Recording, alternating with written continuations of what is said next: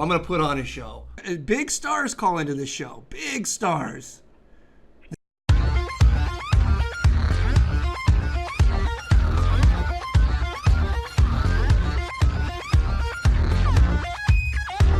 All right, take it easy, brother.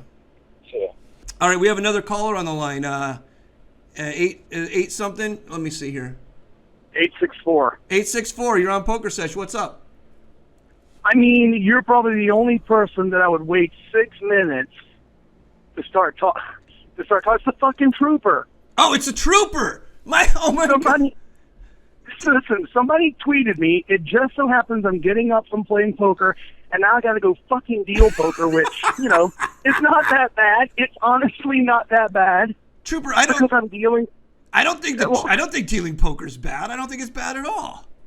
No. It's actually where I'm dealing at the link, the 1-1. It's a fun game. You know what I mean? As long as people aren't too drunk and I can move the game and make money. Right. But anyway, I was changing shirts. I looked at my Twitter, and somebody said, "Call the sesh. Limon's all over your ass." No, what have I done? No, I was not all over your ass. I was not all. First off, seeing you in your underwear, you know, scarred me. So that's a problem. But wait a minute, what underwear? On your podcast, you were doing some fucking weird thing where you were like changing your clothes or whatever. Was that not you? I don't know. I really don't think it was, but I may have said in a video that I didn't have pants on, and then I showed that I was just kidding. Yeah, but I saw your legs or something. I have to admit, I was. Yeah, maybe for like the bottom 1/4. You know, but then I had Halloween socks on, I think. That's true. So anyway, no. I just happened to realize, oh yeah, it's Monday, it's after 6. Someone did say that on Twitter, so I just decided to call and say what's up or whatever. That's it. No, Trooper, a guy called in and he said, you know, when are you going to have Trooper back on Live at the Bike? And I said, hey, you know, Trooper's got a busy life now because he deals cards. And then the guy said, you think Trooper's going to make it? And I said, and you could go back and listen to this. Nobody wants to hear me say this again, but I'm going to say it again because I like you. I said, I think he is going to make it, but 99.9% of people that enter the dealer's box don't get out. It's like a fucking black hole. Oh, yeah. No, I mean, I don't blame you for saying that. That doesn't sound like you're on my ass. No, I'm not on your ass at all, but people always try to cause trouble. You know, they want controversy. No shit. Yeah. So that's what I said. They love it. Listen, controversy is great for the sesh. We've talked about this before. And so that was somebody, you know, causing trouble and trying to start a fight between me and you, which isn't going to happen. But anyway, now that I got you. Oh, no. I never even thought that for 1 second. If I thought that, I wouldn't have waited 6 minutes for you to tell your story about how you should have potted it. I know. See, that's just dumb. You know what, though? Going back to that story, because it's just tilting the shit out of the whole chat. That story is tilting everybody, but it's actually very important because that's how, like, you have to think to make a living playing poker. What you just said. You got to absolutely. I didn't hear the whole story though. From what I gathered, on the river you didn't pot it. You bet a little on the bit turn. On the turn. I did pot it, and the guy found a fold. But then when I noticed his stack size, he would have had slightly less than a pot size bet left on the river if I would have just min raised the turn, and then he would never have been able to get rid of his hand on the river. Okay, so I mean, it sounds right. It sounds dumb, but that's the type of shit that you got to be like obsessing about if you're going to live as a professional poker player. You have to obsess about this little fucking tiny shit because this little tiny shit is like your whole earn. Absolutely. I mean, let me just say one thing to the people who are tilted in the chat. If you're fucking taking the time to tell the story about the hand, it's true.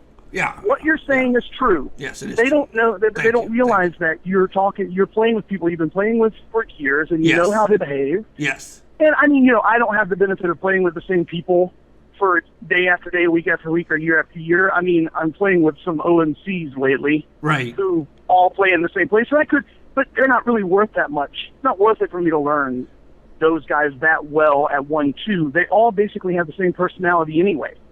Yeah. And so I tilt the shit out of them by straddling the button all day long. Right. Well, straddling the button just tilts people to no end.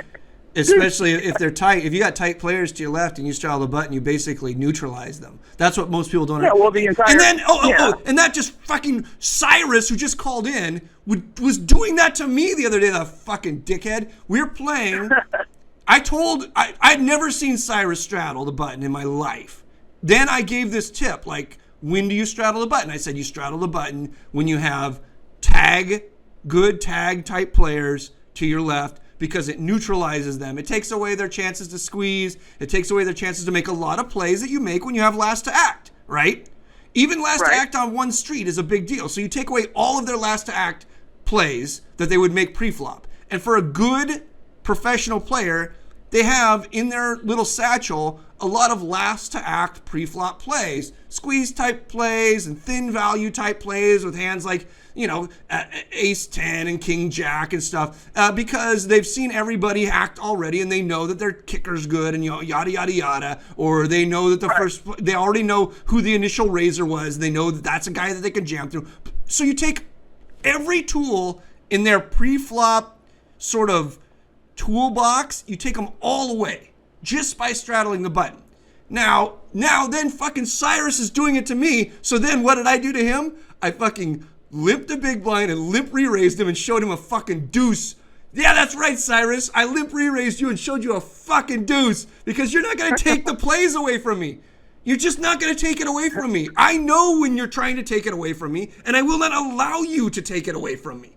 So, but then he just kept straddling his butt, and he was smart.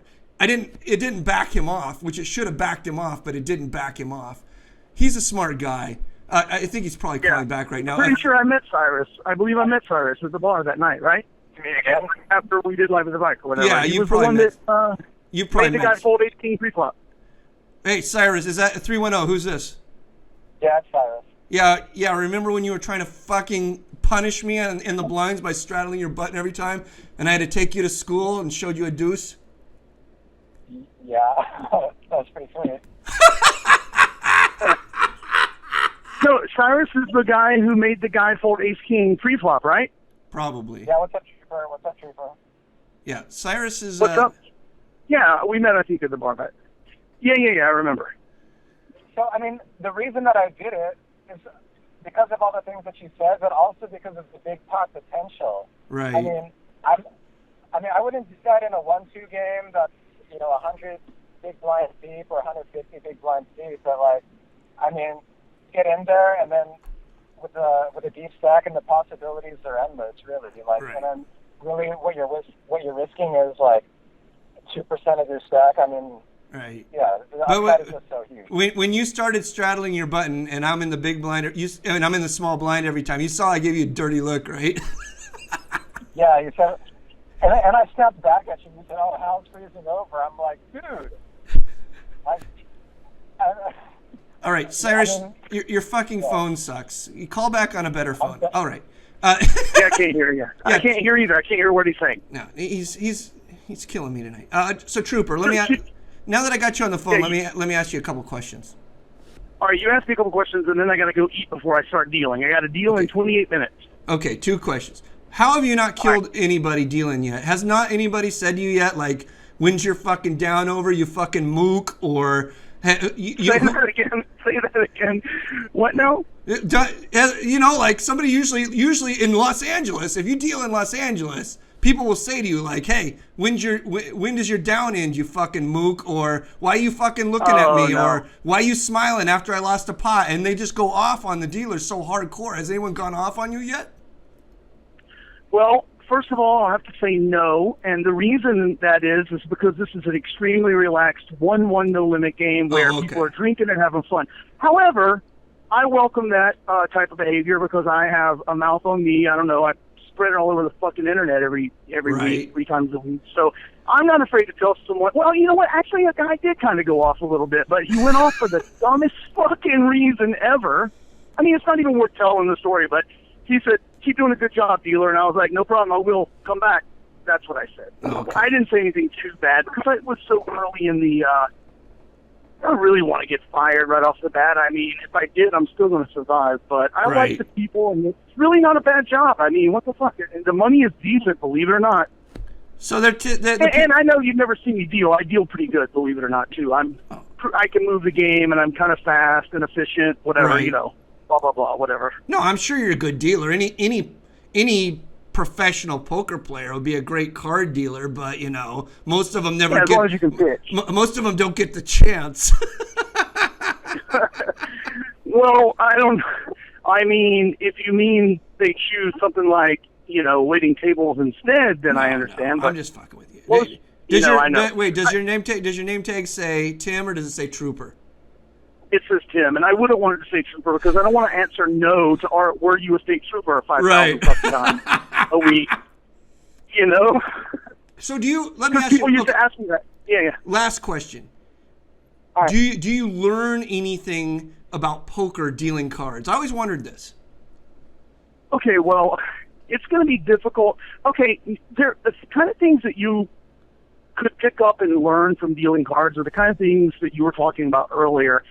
You're not going to fucking learn, you know, it's not going to matter what Joe Blow shows down and stuff like that. It's more about, like, just the more you're in front of people communicating, the more you just get better and more efficient at translating, you know, mentally what people's communications are. Right. Just so many fucking luminaries. Yo, remember, if you like my videos, click the thumbs up button, make sure you subscribe, tell your friends about the videos so they can watch them too, and leave a comment below, and I'll see you next time.